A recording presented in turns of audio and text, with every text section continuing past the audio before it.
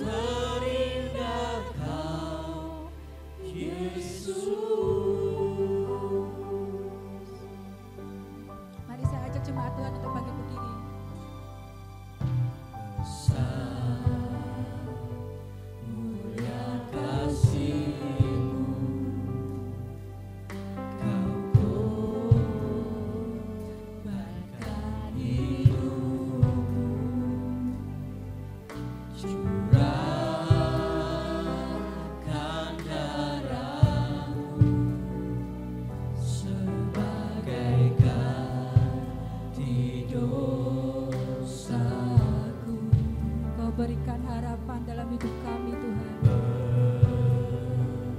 Berikan harapan. Terima kasih Yesus. Di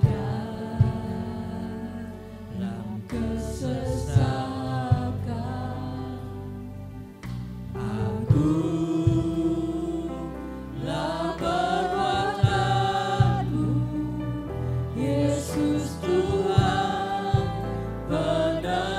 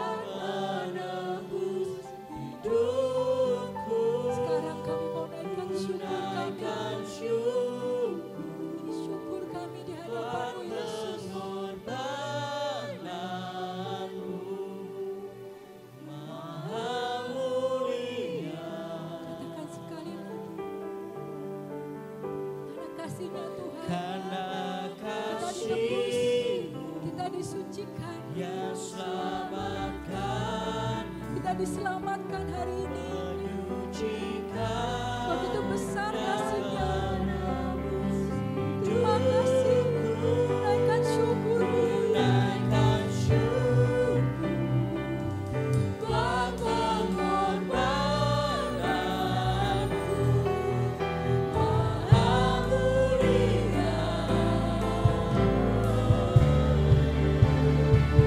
Karena kasih-Mu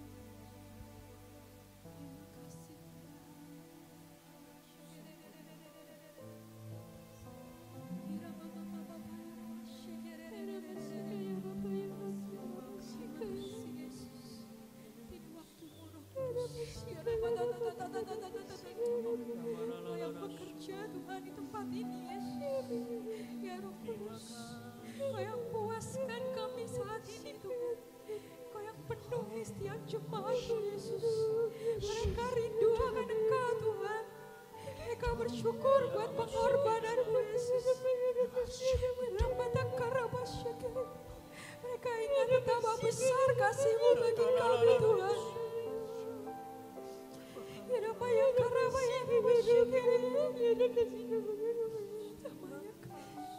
Dan Engkau cukup bagi kami Yesus.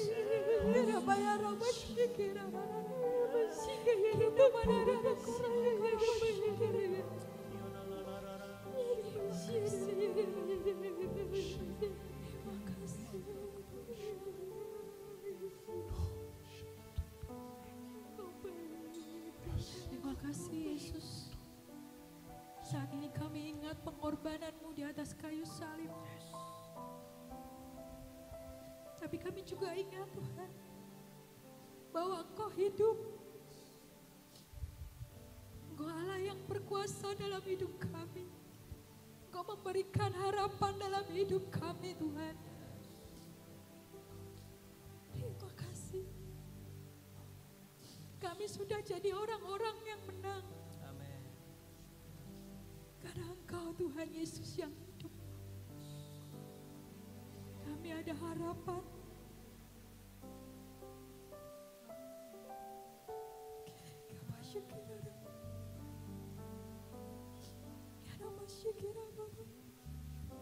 Kami ada masa depan. Karena Tuhan Yesus kami hidup. Terima kasih Tuhan. Terima kasih Tuhan. Terima kasih Yesus. Saat ini kami terima Tuhan kemenangan yang daripada-Mu Yesus. Amen. Bahkan kami adalah orang-orang yang lebih daripada pemenang Tuhan. Amen. Kau sudah curahkan kuasa-Mu. Kau sudah kalahkan maut Tuhan Yesus. Amen. Dan kami akan menang Amen. atas setiap penyakit kami. Atas setiap permasalahan kami Tuhan Yesus. Terima kasih. Dan saat ini kami mau bersorak-sorai. Kami mau terima kemenangan yang daripada Tuhan. Haleluya. Katakan amin. Katakan aku terima kemenangan dari Yesus yang hidup. Haleluya. Haleluya. Haleluya. Jemaat Tuhan percaya bahwa Tuhan Yesus hidup. Amin.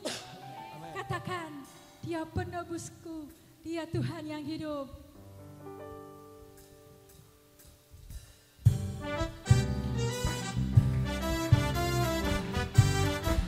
Mari jemaat Tuhan kita bersuka hari ini.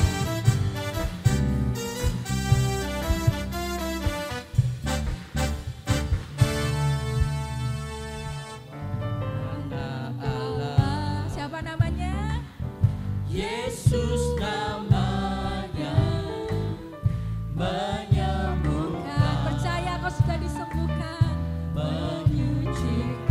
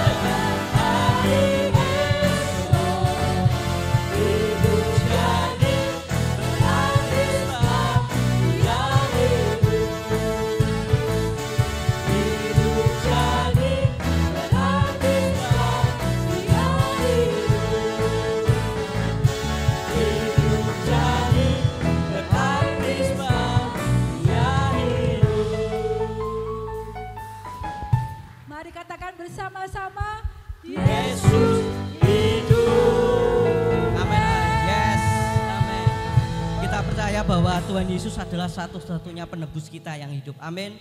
Baik.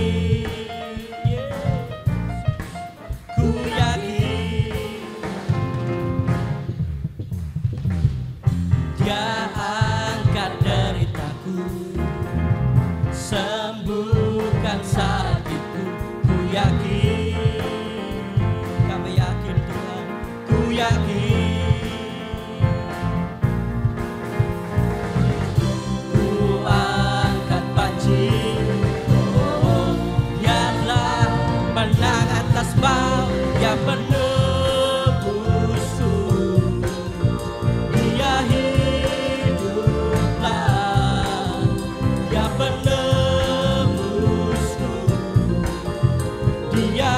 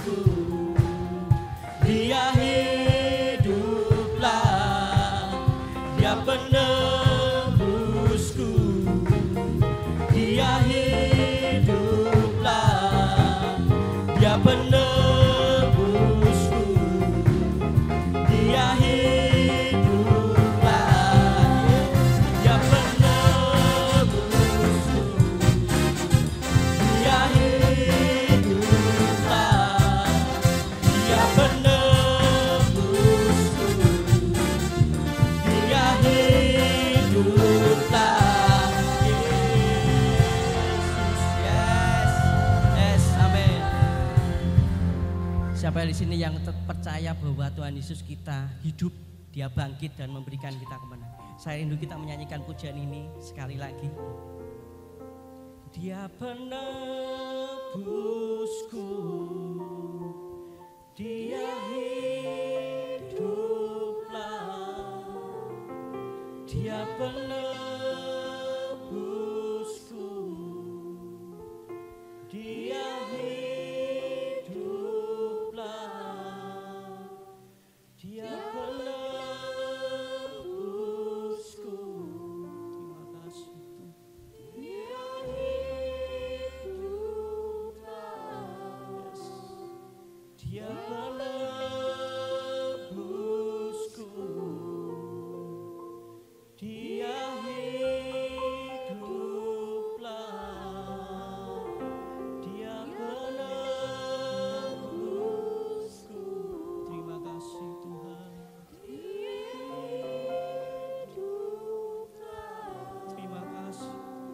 Dia penebusku,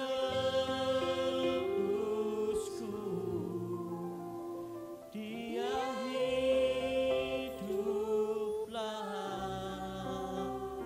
Dia penebusku,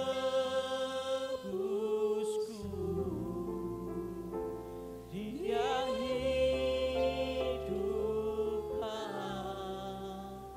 Dia penebusku,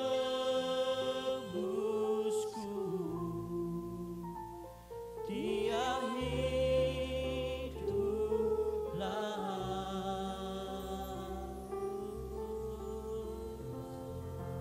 Terima kasih Tuhan, karena Engkau hidup. Terima kasih Yesus.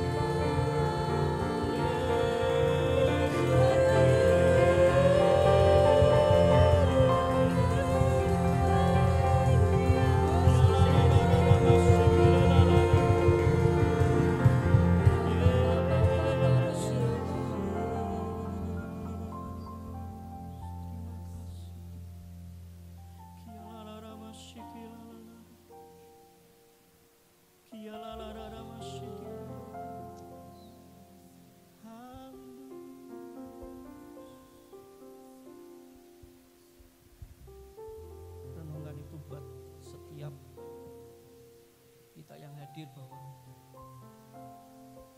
sebab Dia mati supaya kita boleh hidup, dan Dia bangkit supaya kita jadi orang yang berkemenangan. Kita nggak pernah bisa balas kebaikan Tuhan selain kita bisa merenungkan, mengucap syukur, dan menaikkan pengagungan kita buat Tuhan.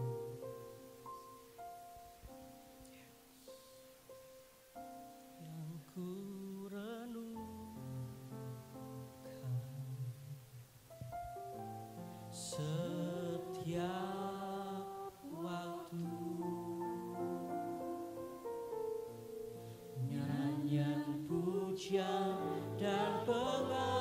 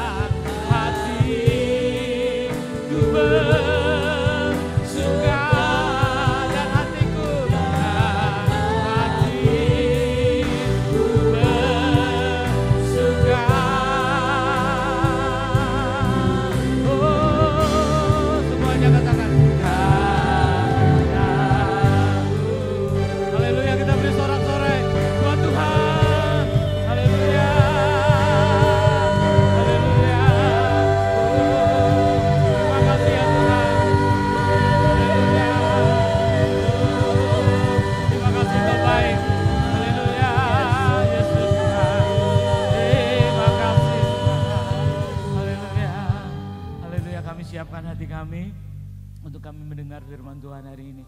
Tolong kami semua dapatkan yang terbaik dari Tuhan. Pakai hamba-Mu yang ada di depan dapat menyampaikan kebenaran firman Tuhan dengan baik. Kami semua pulang dari tempat ini dengan penuh sukacita, dipenuhi dengan berkat Tuhan.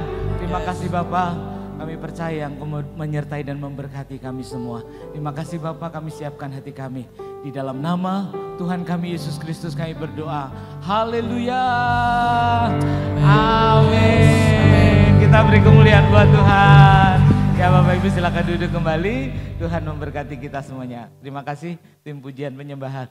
Luar biasa. Kita beri tepuk tangan buat mereka. Oke, terima kasih luar biasa. Bapak Ibu yang kekasih, salam semuanya. Ya, puji Tuhan. Apa kabar? Semuanya begini dulu. Ya, bilang kiri kanannya, kamu ganteng, kamu cantik, begitu ya. Oke. Puji Tuhan, hari ini kita belajar firman Tuhan bersama.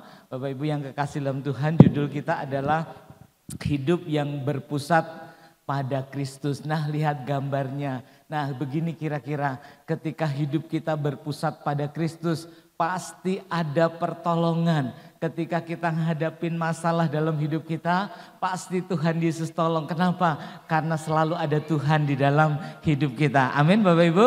Nah, ini kira-kira gambarnya ya. Wah, ini harus terjadi di dalam hidup kita. Next lagi Kak. Nah, Bapak Ibu, kalau ada Tuhan di dalam hidup kita, pastilah ya kita akan sanggup untuk mengatasi berbagai persoalan di dalam kehidupan kita. Kita percaya persoalan apapun dalam hidup kita, kita sanggup karena ada Tuhan yang sanggup menolong kita. Amin, saudaraku. Ya, kita lihat lagi, next lagi. Nah, bukan hanya sanggup untuk mengatasi masalah hidup kita, tetapi saudaraku ya, kita juga bisa membuat lompatan-lompatan, buat peningkatan-peningkatan. Bersama Yesus pasti ada peningkatan, bersama Yesus pasti ada pertumbuhan, bersama Yesus pasti ada pelipat gandaan. Amin Bapak Ibu, amin. Nah, makanya saudaraku, saya mau tanya dulu satu hal. Siapa di tempat ini yang mau ngalami peningkatan? Angkat tangan.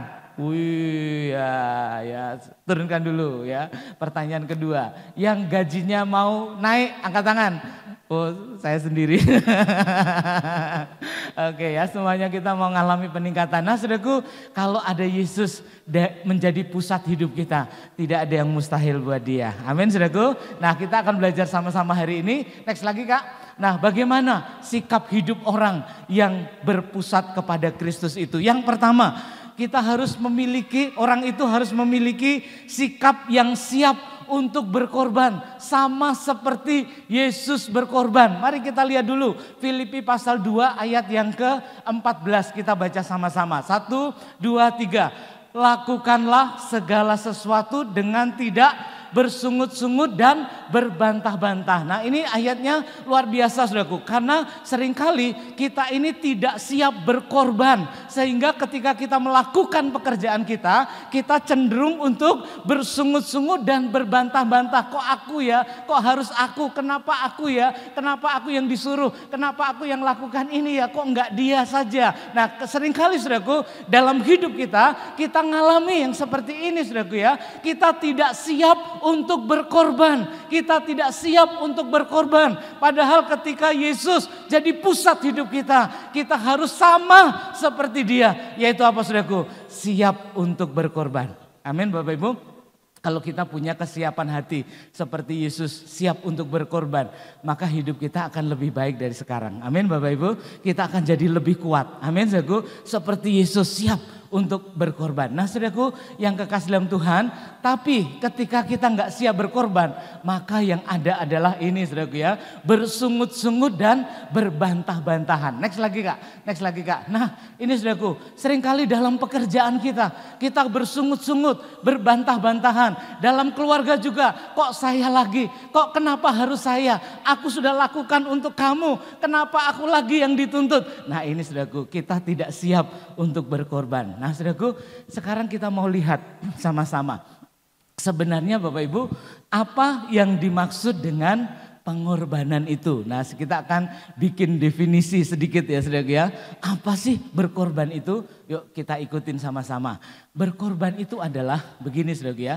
Saya melakukan sesuatu untuk dia, tapi dia tidak tahu. Ulangi lagi. Saya melakukan sesuatu untuk dia lihat itu.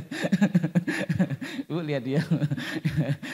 Ulangi lagi. Saya melakukan sesuatu untuk dia, untuk dia, tapi dia tidak tahu.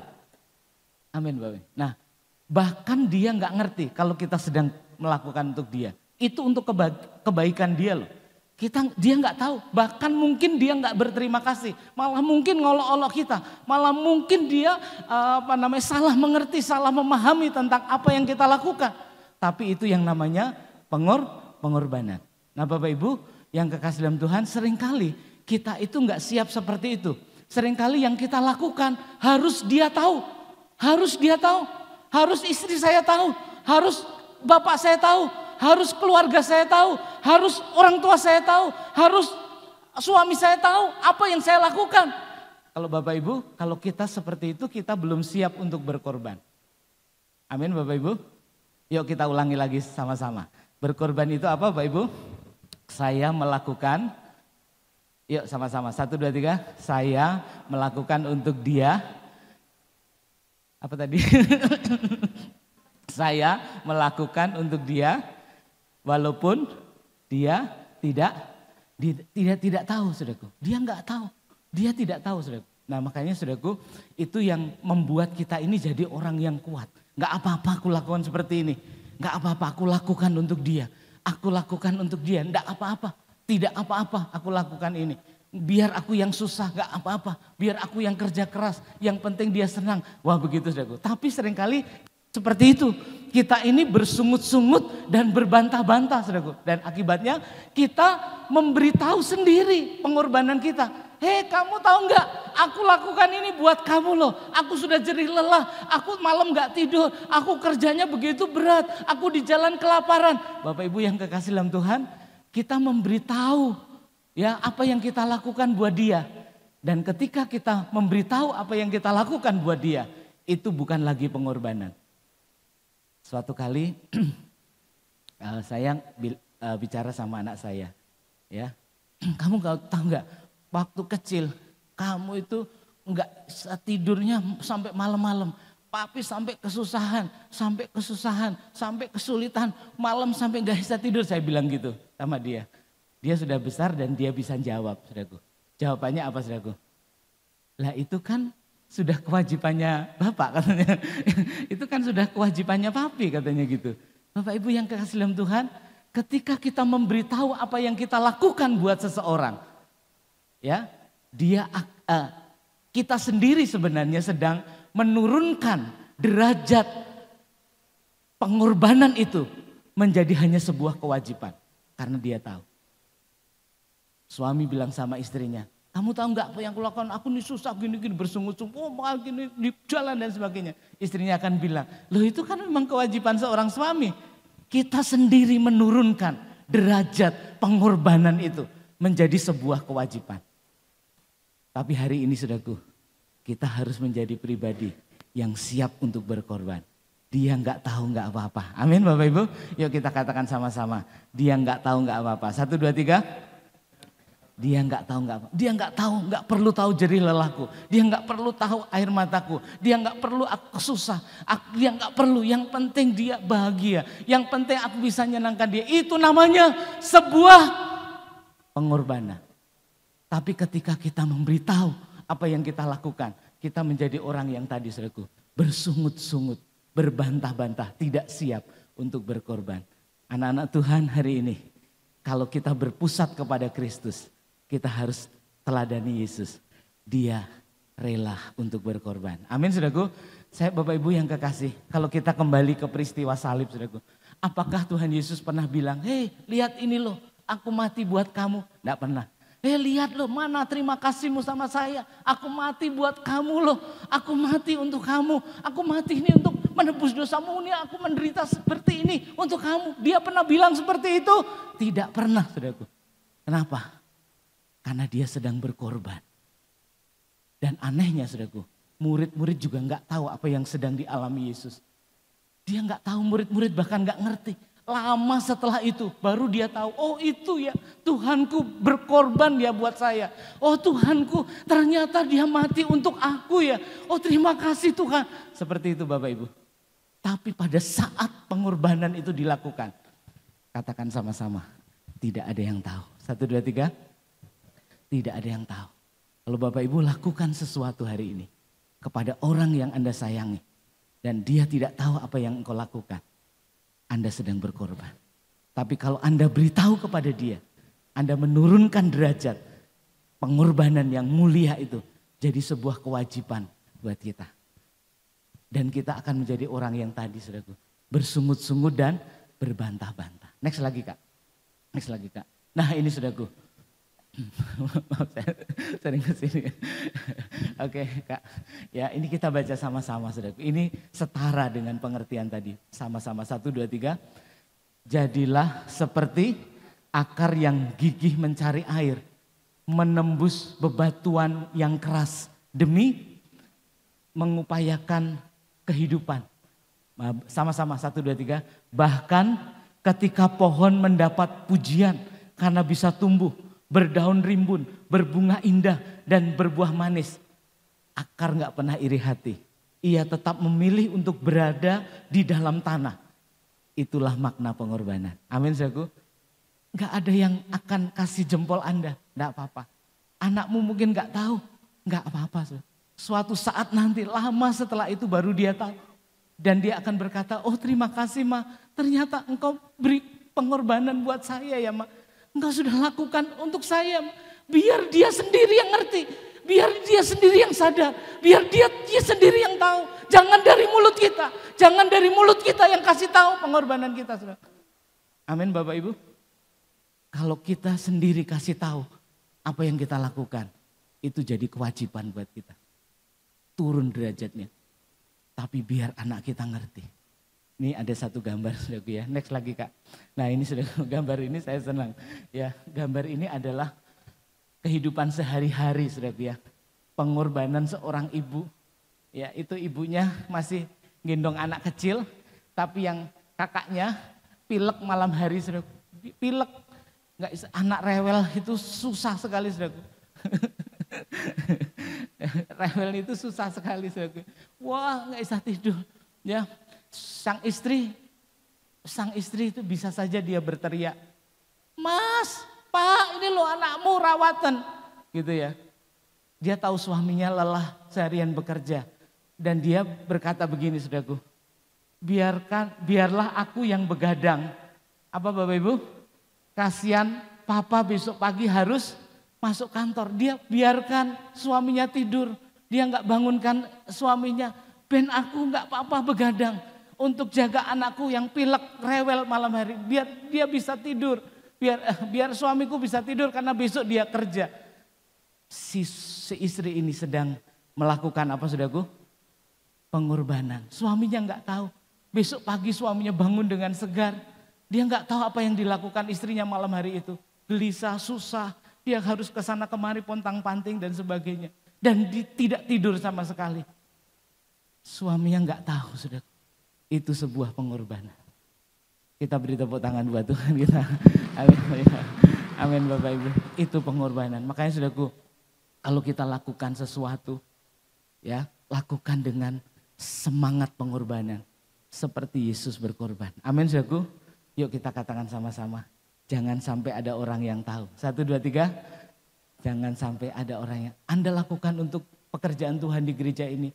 Sama saudaraku. Kalau Anda berkorban. Enggak tahu enggak apa-apa. Amin Bapak Ibu. Untuk istri, untuk suami, untuk kantormu, untuk bosmu. Dia enggak ngerti enggak apa-apa. Nanti dia akan tahu. Oh ternyata dia berkorban selama ini ya. Itu akan membuahkan ini saudaraku. Amin saudaraku. Jempol. Wah ternyata mama ya yang lakukan seperti ini. Ternyata papa itu ngalah ya orangnya ya.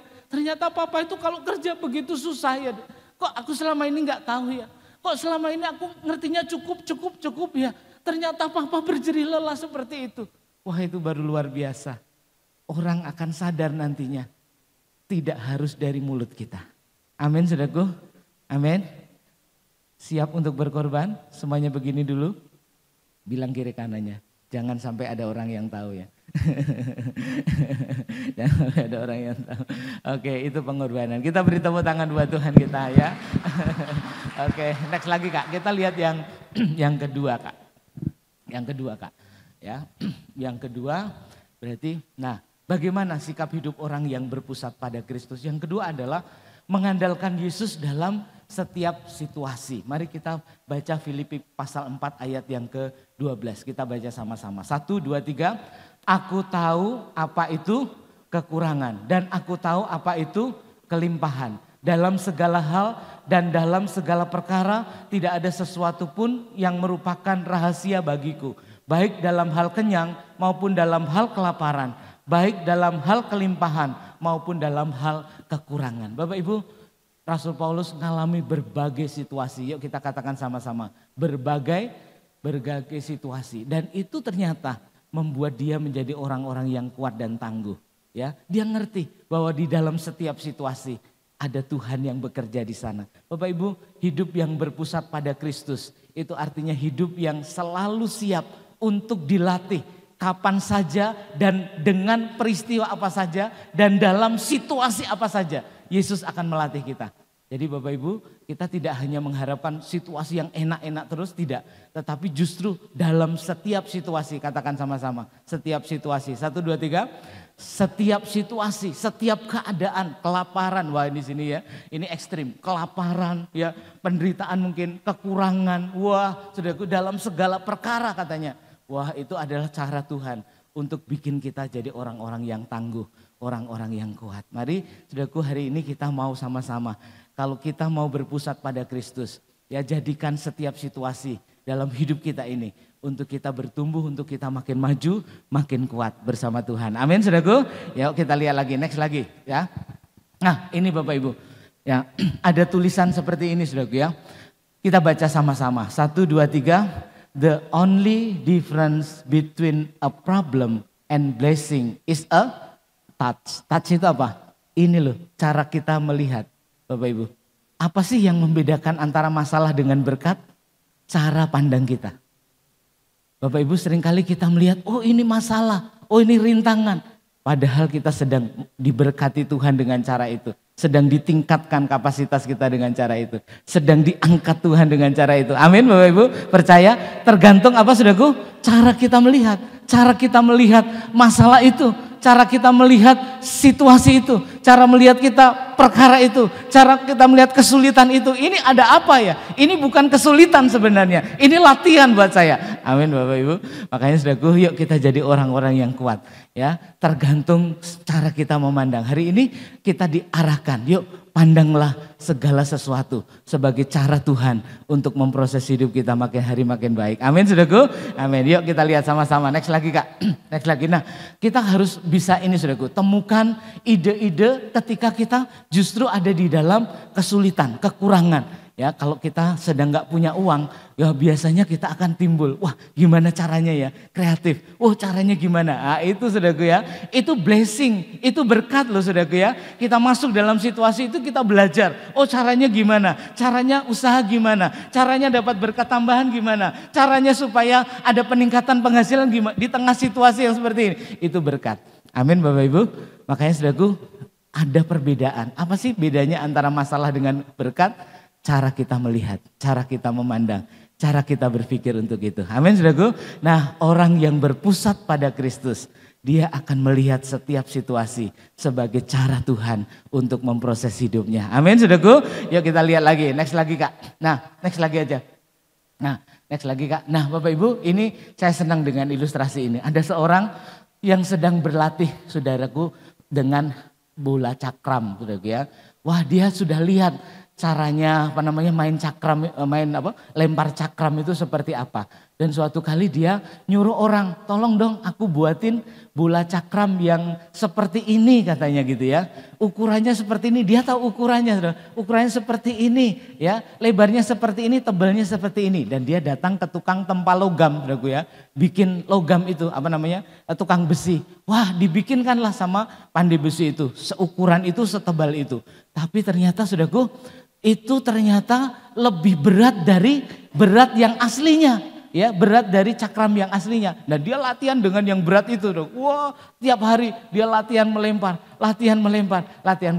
Nah, pada saat dia datang ke olahraga yang resmi, saudaraku ya, ternyata saudaraku di olahraga yang resmi itu, ya, pertandingan yang resmi, dia diperkenalkan dengan ini, bola cakram yang sebenarnya. Ternyata enggak semua dari logam, ya. Di tengah-tengahnya itu adalah dari kayu dan beratnya lebih ringan, saudaraku. Loh, dia kaget, saudaraku. Loh, ternyata yang ini yang asli, yang untuk pertandingan olimpiade yang ini. Nah, selama ini saya latihan dengan berat yang lebih, cakram yang dari besi semua. Dan ternyata lebih berat. Bapak Ibu yang kekasih dalam Tuhan. Pada waktu dia pra-olimpiade, dia pakai ini, saudaraku. Dan ternyata dia bisa melempar lebih jauh. Kenapa? Karena dia terbiasa dengan bola yang lebih berat. Bapak Ibu yang kekasih dalam Tuhan, ketika kita ngadapin persoalan dan kesulitan, ketika itu kita akan jadi orang-orang yang lebih tangguh dan lebih kuat. Percaya Bapak Ibu? Percaya? Itu cara melatih kita loh, saudaraku. Cara Tuhan melatih kita. Oh, nanti kalau ada masalah lagi, itu terasa ringan. Yuk kita katakan sama-sama, terasa ringan. 1, 2, 3. Terasa ringan. Kenapa? Karena saya sudah terbiasa dengan yang lebih berat, lebih sulit, lebih kompleks, lebih banyak air mata, lebih sedih, lebih susah aku udah ngalami. Oh, ini gak ada apa-apanya dengan penderitaan saya. Oh, ini gak ada apa-apanya dengan yang aku alami. Lebih ringan rasanya. Amin, saudaraku. Kita beri kemuliaan buat Tuhan kita. Haleluya. Oke, sekarang next lagi Kak. Ini sekarang yang ketiga, saudara ya. Bagaimana sikap hidup orang yang berpusat pada Yesus. Yang ketiga adalah memastikan Yesus yang hidup ada di dalam hidup kita. Tadi ditanya sama WL-nya, siapa yang percaya Yesus hidup? Saya juga angkat tangan. Yuk kita ulangi lagi, siapa percaya Yesus hidup? Amin. Bapak Ibu, kita percaya. Nah, sekarang Yesus hidup itu harus hidup di dalam hidup kita. Yuk kita baca ayat ini, saudaraku. 1, 2, 3.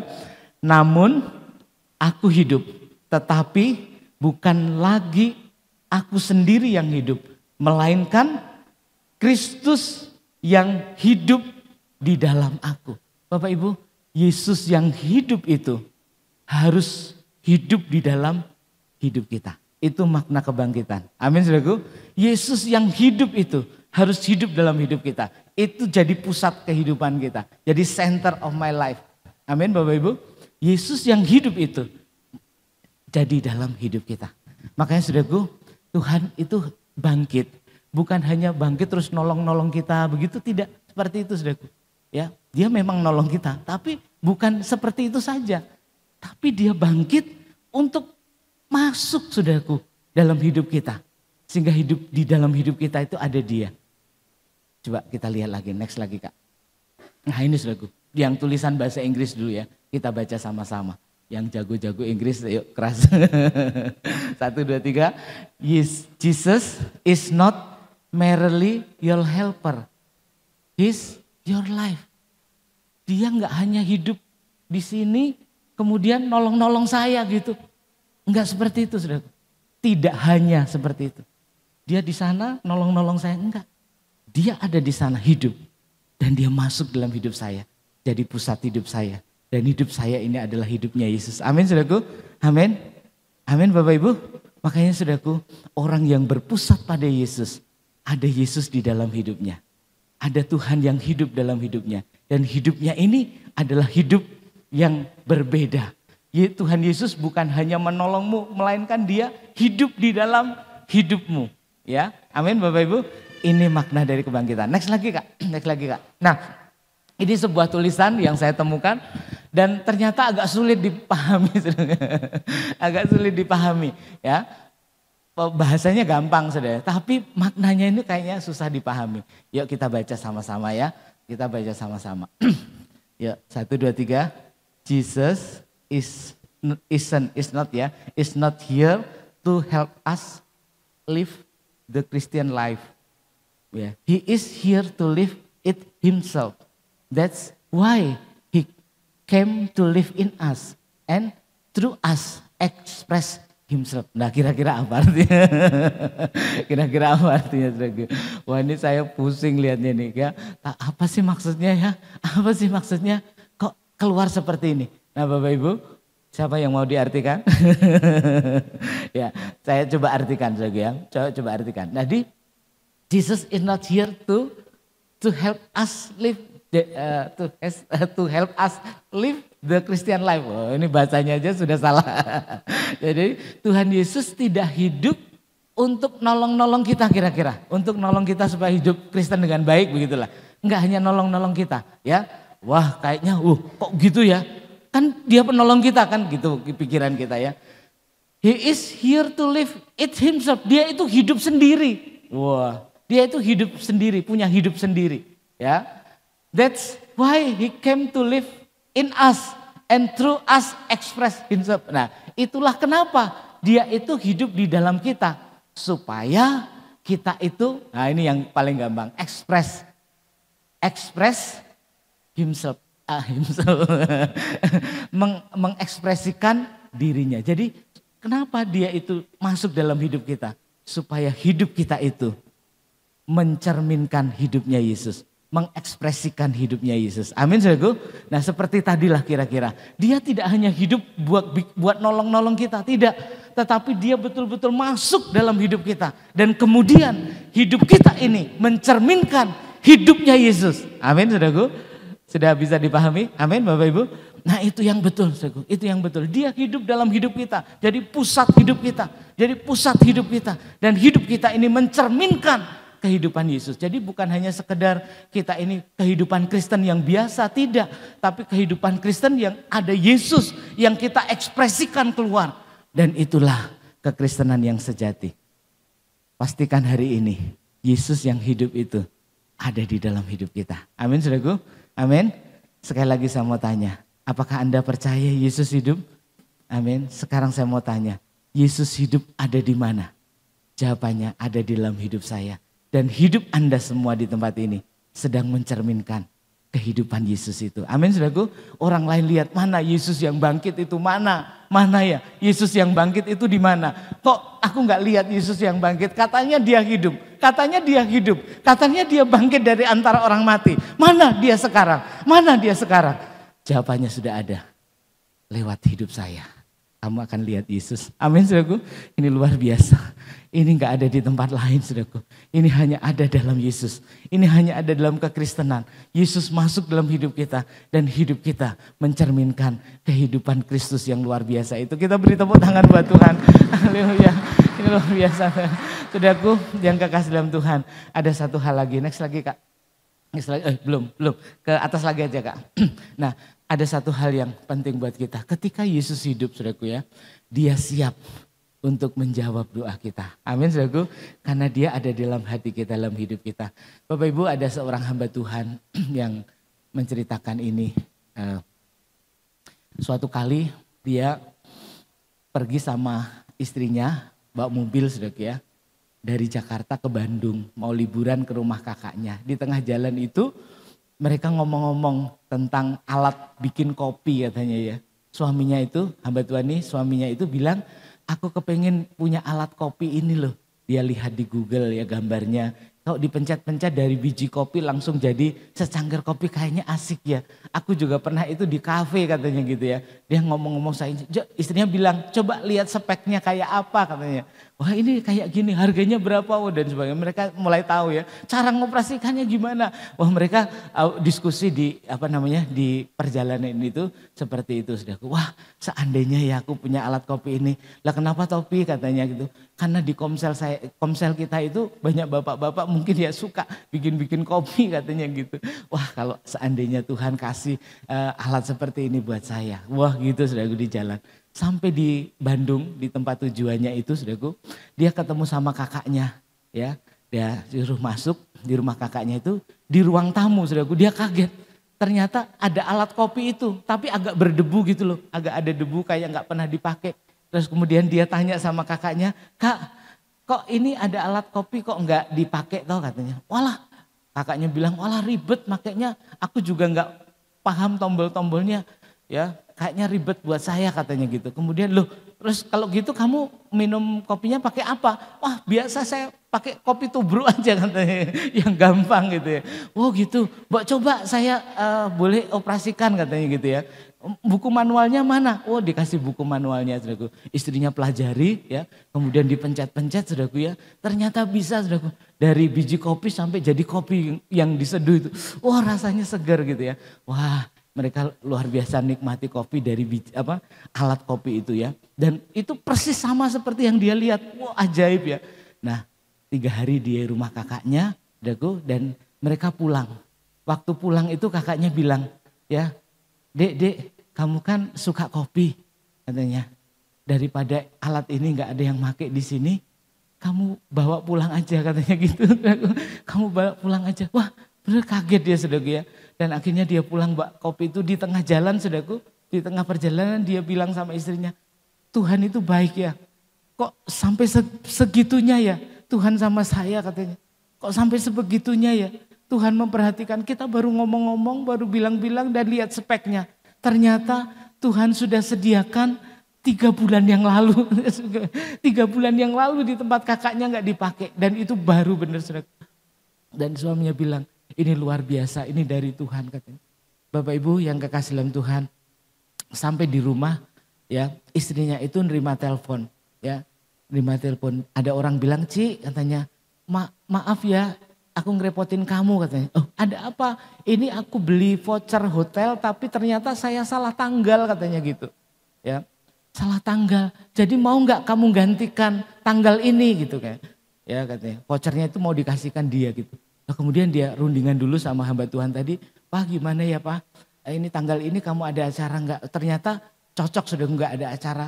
Kemudian dia bilang, iya kami bisa pakai voucher itu," katanya. Kemudian, "Ya udah kalau gitu vouchernya nanti saya antar," katanya gitu. Ternyata, saudaraku, voucher itu adalah voucher villa di Ubud ya, di Ubud sana, saudaraku. Kemudian nggak berapa lama yang orang itu tadi nelpon lagi, Ci," katanya, "ini maaf ya karena ini kesalahan saya, jadi sekalian tiket pesawatnya saya yang bayar," katanya gitu. Wah, kaget dia, saudaraku ya. Wah, akhirnya dia suami istri ini hamba Tuhan bisa pergi ke Bali, saudaraku ya. Bisa pergi ke Bali naik pesawat dan sampai di villa itu, di Ubud itu. Dia begitu masuk villanya kaget, saudaraku ya. Wah, villanya bagus ya, di pinggir hutan dan kemudian ada sawahnya. Buka pintu ada sawahnya di belakang rumah. Kemudian waktu lihat ada sawahnya itu, saudaraku, istrinya langsung bersujud gitu, nangis, saudaraku. Nangis gitu. Suaminya bilang, "Dek, kenapa kok kamu nangis?" Kemudian istrinya bilang, "Maaf ya Pi, aku selama ini gak ngomong kamu. Selama ini aku sudah berdoa kepada Tuhan, pengen berduaan sama kamu di villa yang ada sawahnya," katanya gitu. Yang ada sawahnya. Ternyata Tuhan mendengar. Dan hari ini dikasih betul ya, sebuah villa ya, dan di belakang ada sawahnya. Tuhan itu baik ya, katanya. Terus suaminya bilang, "Sampai segitunya ya Tuhan sama kita. Kebaikannya luar biasa untuk hidup kita." Kita beri tepuk tangan dulu buat Tuhan ya. Bapak Ibu, saya dengar cerita ini saya nangis sendiri, saudaraku. Wah, kebaikan Tuhan memang luar biasa. Saya terharu, saudaraku. Ini cerita yang diceritakan saya dengar sendiri, saudaraku. Wah luar biasa ya. Berkat Tuhan, kasih Tuhan di dalam hidup kita luar biasa. Ya, kata kuncinya itu tadi ya, sampai sebegitunya ya Tuhan sama kita ya. Dia perhatikan hidup kita luar biasa. Saya percaya doa kita dijawab oleh Tuhan karena Dia hidup. Amin Bapak Ibu, karena Dia hidup. Siapa yang percaya Yesus hidup, angkat tangan. Ya, semuanya begini. Ya, begini semuanya. Bilang kiri kanan, doamu pasti dijawab. Amin. Doamu pasti dijawab. Ya, amin. Ya. Karena Dia hidup. Amin Bapak Ibu. Kita beri kemuliaan buat Tuhan. Haleluya. Ya, Tuhan kita hidup, saudaraku ya. Dan apa yang kita alami hari ini, harusnya adalah bentuk dari doa kita yang terdahulu. Dan apa yang kita alami nanti harusnya adalah apa yang kita doakan pada saat ini. Amin saudaraku, amin. Sekali lagi beri kemuliaan buat Tuhan kita, haleluya. Nah next lagi Kak, sudah selesai Kak. Nah selesai Kak, nah kesimpulan kita ya. Bagaimana sikap hidup orang yang berpusat pada Kristus. Yang pertama memiliki sikap yang siap untuk berkorban seperti Yesus. Yang kedua mengandalkan Yesus dalam setiap situasi. Dan yang ketiga, memastikan Yesus yang hidup itu, yang bangkit itu ada di dalam hidup kita. Amin Bapak Ibu, firman Tuhan sudah selesai. Bapak Ibu saya mau nyanyi sebuah lagu saudaraku ya. Ya, nyanyi sebuah lagu. Sebentar Kak. Ya, ini tadi saya sudah bilang ke Kak, tadi kuncinya A Kak. Kita nyanyi sama-sama Bapak Ibu. Saya juga baru belajar lagu ini. Penyertaan-Mu Tuhan, segalanya bagiku. Hadir-Mu di hidupku, terutama bagiku. Penyertaan-Mu, penyertaan-Mu Tuhan, segalanya bagiku. Hadir-Mu, hadir-Mu di hidupku, terutama bagiku.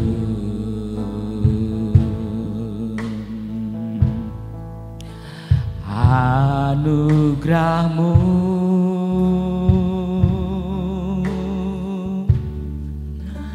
anugerah-Mu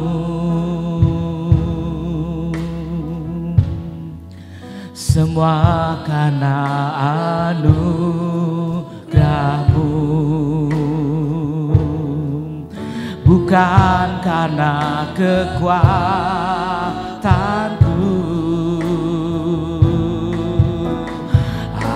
Anugerah-Mu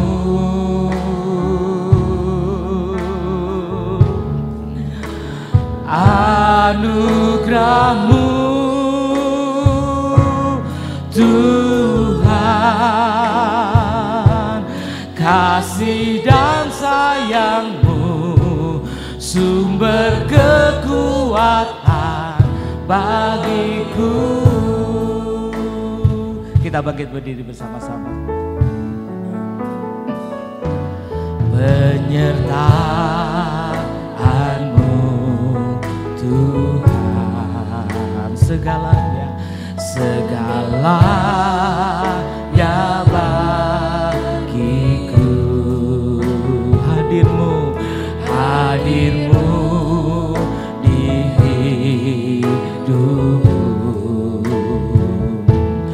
terutama bagiku. Penyertaan-Mu Tuhan, penyertaan-Mu Tuhan, segalanya, segalanya bagiku. Hadir-Mu di hidupku, terutama bagiku. Sama-sama katakan anugerah-Mu, anugerah-Mu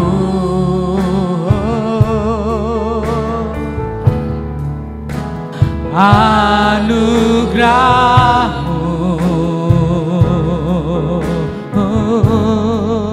semua karena anugerah-Mu, bukan karena kekuatanku. Anugerah-Mu anugerah-Mu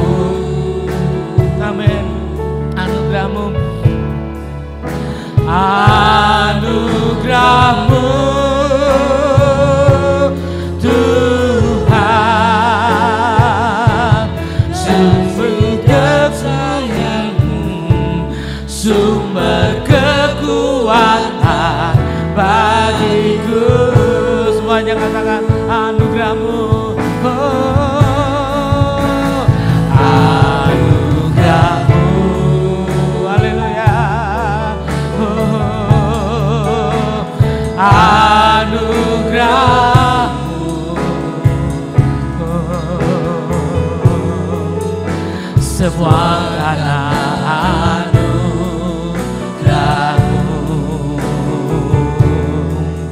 bukan karena kekuatanmu, anugerahmu, anugerahmu, oh, anugerahmu,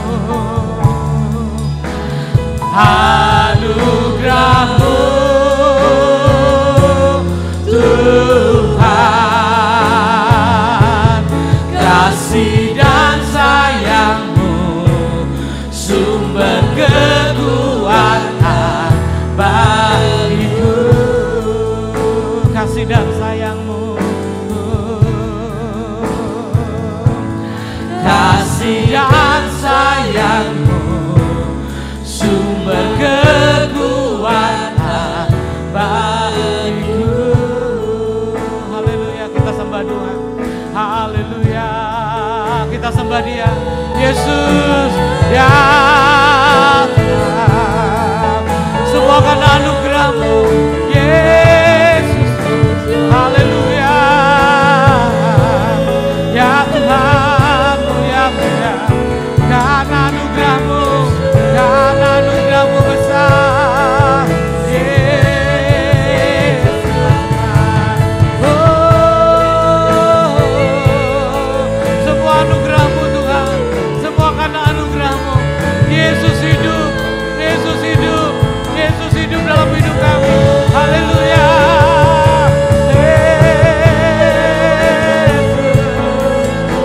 Haleluya. Haleluya. Oh, haleluya.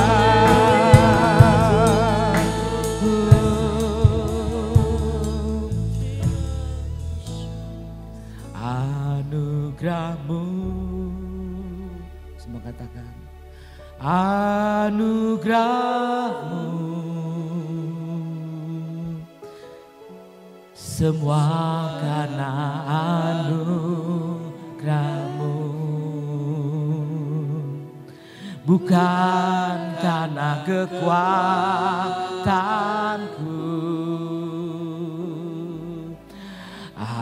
anugerahmu,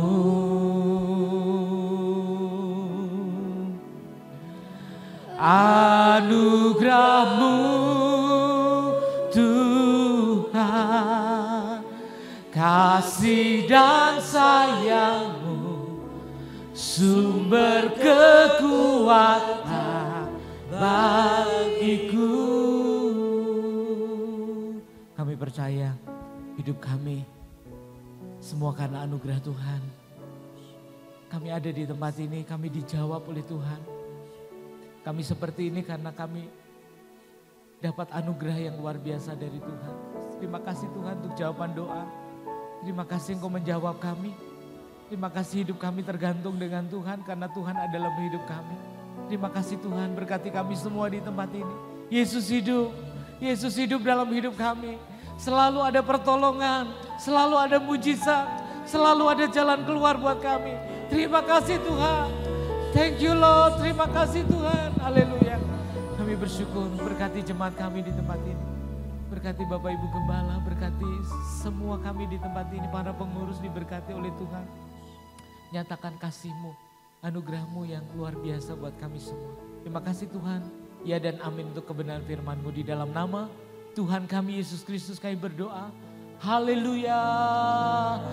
Amin. Beri kemuliaan buat Tuhan. Bapak Ibu silakan duduk kembali.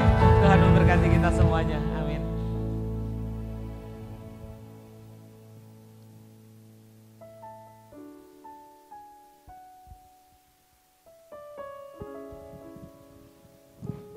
Haleluya, puji Tuhan, kita percaya bahwa kita sudah diberkati oleh firman Tuhan pagi hari ini. Dan kita boleh menerima akan setiap benih firman Tuhan yang sudah dibagikan kepada kita. Saat ini saya akan menyampaikan beberapa informasi kegiatan gereja kita. Yang pertama, untuk atas nama Bapak Gembala Sidang dan juga pengurus dari GPI Semarang Indah, kami mengucapkan banyak terima kasih kepada Bapak Dwi Gatot Suprastya yang sudah melayani kita hari ini, dan kiranya Tuhan sendiri yang terus akan memakai dan memberkati pelayanan Bapak Gatot bagi kemuliaan akan nama Tuhan. Untuk informasi yang kedua, untuk ibadah raya kita onsel kita minggu depan di tanggal 23 April 2023 masih diadakan pada pukul 8 pagi, dan firman Tuhan akan disampaikan oleh Pendeta Madya Samuel Praitno. Dan bagi jemaat yang belum bisa hadir di dalam ibadah onsel dapat tetap mengikuti ibadah secara online pada sore hari di pukul 5 sore di channel YouTube GPI Semarang Indah. Kemudian bagi Bapak Ibu yang memberikan persembahan kasih ataupun juga persepuluhannya bagi pelayanan pekerjaan Tuhan, amplop persembahan dan persepuluhan nanti dapat dimasukkan ke dalam kotak persembahan yang ada di pintu keluar gereja ketika nanti Bapak Ibu akan pulang. Kemudian hari ini setelah ibadah raya akan diadakan pengarahan atau technical meeting untuk peserta retreat keluarga. Dan bagi Bapak Ibu yang sudah mendaftar, nanti setelah doa berkat Bapak Ibu dapat tinggal sejenak untuk bisa mengikuti acara tersebut di atas. Dan kita akan mengakhiri ibadah kita hari ini, dan mari kita bersama-sama bangkit berdiri untuk kita boleh menerima berkat dari Tuhan kita Yesus Kristus. Sungguh Tuhan, kami bersyukur buat kasih setia dan anugerah Tuhan yang begitu besar di dalam kehidupan kami Bapa. Engkau Tuhan yang berkuasa, Engkau Tuhan yang luar biasa, itu mau datang ke dalam dunia mati buat kami Tuhan, dan untuk memberikan kepada kami kehidupan yang kekal dan menebus akan setiap dosa-dosa kami. Kami bersyukur buat kasih dan pengorbanan-Mu di dalam kehidupan kami Tuhan. Dan kami berdoa, biarlah kehidupan kami Tuhan sebagai umat tebusan-Mu Tuhan boleh selalu berpusatkan kepada Kristus, harus selalu terfokuskan kepada Engkau Tuhan untuk mencapai panggilan yang tertinggi di dalam kehidupan setiap kami. Jemaat yang dikasihi Tuhan, pada akhir ibadah hari ini, mari angkatlah kedua tanganmu kepada Tuhan.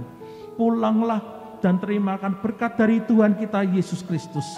Diberkatilah dengan kesehatan yang baik, diberkatilah keluarga dan rumah tanggamu, diberkatilah usaha dan pekerjaanmu, dan diberkatilah segala hasil pekerjaan tanganmu, karena Tuhan yang menyertai engkau.